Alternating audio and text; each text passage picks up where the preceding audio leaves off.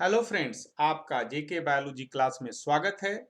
अगर आपने CSIR NET life science exam June 2021 का जो कि फरवरी 2021 में कंडक्ट हुआ था और उसका स्कोर कार्ड रिलीज हो गया है, तो आइए हम उससे संबंधित कुछ बारीकियों को समझते हैं। पहली बात, NTA स्कोर कार्ड जो रिलीज किया गया है आपको यह नहीं बताता है कि आप पास हो रहे हैं या फेल हो रहे हैं। इसके लिए आपको इंतजार करना पड़ेगा। साथ ही साथ कोई नहीं जानता है कि कितना कट ऑफ होगा, तो इस बात को हम लोग विस्तार से समझते हैं कि NTA स्कोर कार्ड का क्या मतलब है और कैसे इसको हमको पढ़ते हैं और इससे क्या इंफॉर्मेशन हम निकाल सकते हैं। तो ये देखिए NTA स्कोर कार्ड है, अगर आपने डाउनलोड किया होगा तो बिल्कुल इसी तरह का स्कोर कार्ड मिलेगा। और देखिएगा कि पार्ट ए है, पार्ट बी है और पार्ट सी है और टोटल NTA स्कोर कार्ड जो आपको यहाँ पर देखने को मिल रहा है। तो ये बताता क्या है आपको कि वास्तव में यह आपको नहीं बता रहा है कि आपने कितने मार्क्स ऑब्टेन किए हैं, कितने मार्क्स आपने ऑब्टेन किए हैं। ये आपको बताता है रिलेटिव परफॉर्मेंस। रिलेटिव परफॉर्मेंस कहने का मतलब कि अगर स्टूडेंट एग्जामिनेशन में बैठ रहे हैं, अगर 100 स्टूडेंट एग्जामिनेशन में बैठ रहे हैं तो आप में का परफॉर्मेंस क्या है। जैसे अगर सेक्शन पार्ट ए की बात करें तो आपने उसमें 88 परसेंटाइल आया है। परसेंटाइल का मतलब क्या हो गया कि अगर आपने 100 कैंडिडेट दिए होंगे एग्जामिनेशन तो आपसे बेहतर 22 कैंडिडेट हैं सेक्शन ए को करने वाले। साथ ही साथ अगर सेक्शन बी की बात करें तो आपसे अच्छा करने वाले, है ना, 57 से अगर 100 से घटा दीजिएगा तो 43% मतलब आउट ऑफ 100 स्टूडेंट 43 स्टूडेंट आपसे बेहतर करने वाले हैं। उसी तरीके से पार्ट सी को भी आप देख सकते हैं कि पार्ट सी में यहाँ पर इस स्टूडेंट ने काफी अच्छा किया है और टोटल NTA स्कोर यहाँ बता रहा है कि 90 है। परसेंटाइल है, ध्यान रखिएगा। तो 90 है तो इसका मतलब क्या होगा, इससे बेहतर 10 स्टूडेंट है।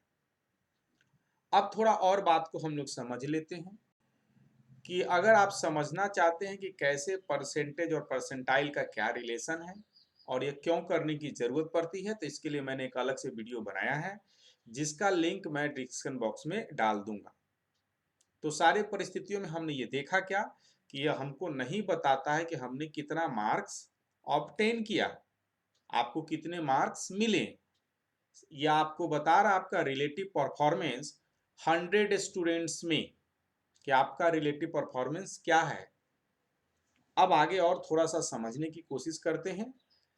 तो अगर आप पास हो रहे हैं या फेल हो रहे हैं, इसके लिए आपको फाइनल कट ऑफ का वेट करना चाहिए। NTA के द्वारा जब दिया जाएगा उसका वेट करना चाहिए, उसके बाद ही सोचना है कि आप पास हो रहे हैं या फेल हो रहे हैं।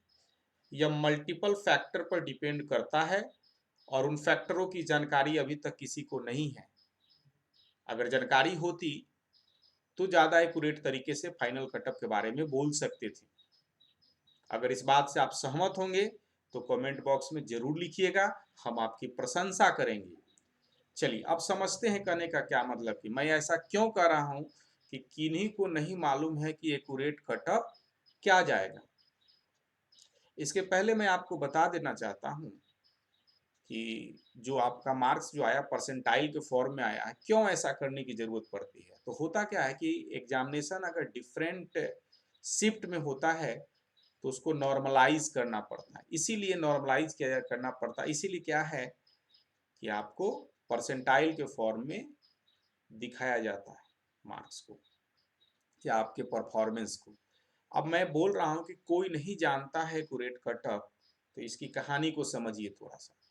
किसी को नहीं मालूम है कि कितना नंबर ऑफ सीट्स अवेलेबल है for net of JRF for this year. अगर किसी को मालूम है तो हमको बता दीजिए। यह सीट की संख्या घटते बढ़ते रहती है, 2017 में बढ़ा हुआ था सीट, तो किसी को नहीं मालूम। अगर सीट डबल हो जाएगा तो हो सकता है कि कम परसेंटाइल वाले क्या है क्वालिफाई कर जाएंगे।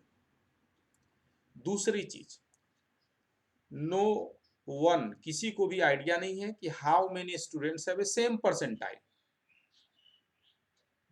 सेम परसेंटाइल पर एक से ज्यादा स्टूडेंट्स हो सकते हैं। तो जैसे ही अगर सेम परसेंटाइल पर एक से ज्यादा स्टूडेंट होंगे तो क्या होगा कि कम परसेंटाइल वाले लाने के बाद भी हो सकता है उनका सिलेक्शन ना हो, मतलब अबाउट टू, जैसे 98 है 97 है, ना हो। अगर ज्यादा परसेंटाइल वाले लाने वाले की संख्या कम रहेगी तो हो सकता है कि कम परसेंटाइल वाले स्टूडेंट्स को भी सिलेक्शन हो जाए। तो हमें लगता है इस बात को आप समझ गए होंगे। दूसरी बात, सारे परिस्थितियों में स्टूडेंट्स ने कैसा परफॉर्मेंस किया है ये भी एक मैटर करता है, जो कि एक पिक्चर देगा।